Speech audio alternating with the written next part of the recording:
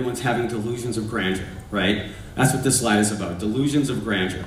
So when we start writing a story at Bethesda, when I start working with the team, we start big. Like, we always want to do this. So we always want to write the great American novel, right?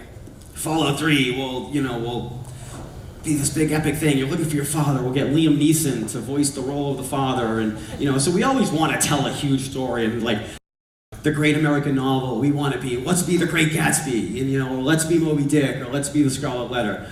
And there's an inherent problem with that, right? These are all amazing works of fiction. But they're all non-interactive, right?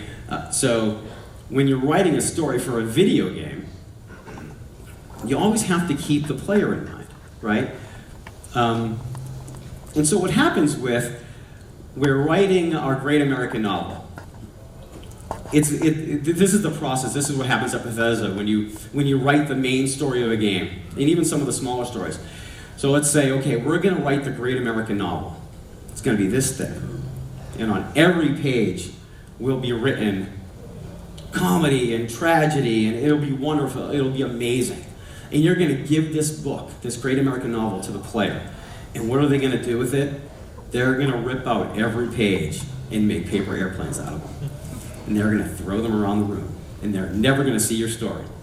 Because the story is there, right?